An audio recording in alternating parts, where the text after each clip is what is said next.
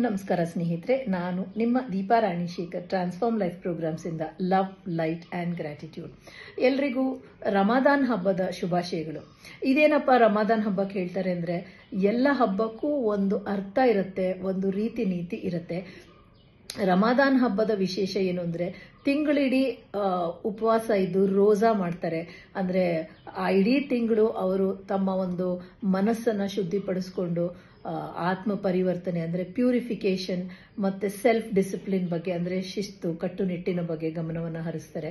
ಮತ್ತು ಕ್ಷಮೆಯನ್ನು ಯಾಚಿಸುವಂಥ ತಿಂಗಳು. ತಿಳಿದೋ ತಿಳಿದೇನೋ ನಾವು ಮಾಡಿದಂಥ ತಪ್ಪುಗಳಿಗೆ ಕ್ಷಮೆಯನ್ನು ಯಾಚಿಸುವಂಥ ಒಂದು ದಿನ. ಸೊ ಕ್ಷಮೆ ಅಂದಾಗ ನಾವು ತಿಳಿದೋ ತಿಳಿದೇನೋ ಯಾರಿಗೋ ನೋವನ್ನು ಉಂಟು ಮಾಡಿರ್ತೀವಲ್ಲ, ಸೊ ಕ್ಷಮೆ ಯಾಚೋ ಆ ವಿಷಯನ ನಾನಿವತ್ತು ಇಲ್ಲಿ ಹೇಳ್ತಾ ಇದ್ದೀನಿ. ಮೊನ್ನೆ ಎಕ್ಲಿಪ್ಸಿಗಿರ್ಬೋದು, ಅಂದರೆ ಗ್ರಹಣಕ್ಕಿರ್ಬೋದು, ಉಗಾದಿಗಿರ್ಬೋದು, ಬೆಳಗ್ಗೆನೆ ಉತ್ತರನ ಕೊಟ್ಟ ಹಾಗೆ ಈಗಲೇ ಉತ್ತರವನ್ನು ಕೊಡ್ತೀನಿ.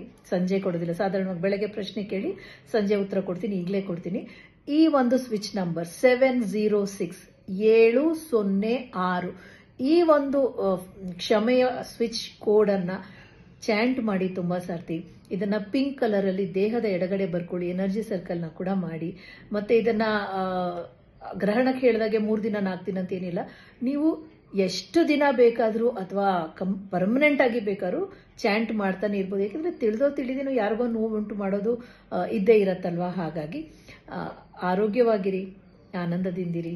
Thank you so much for joining me. ನಾನು ನಿಮ್ಮ Deepa Ranishekhar transform life programmes ಇಂದ ಲವ್, ಲೈಟ್ ಆ್ಯಂಡ್ ಗ್ರ್ಯಾಟಿಟ್ಯೂಡ್.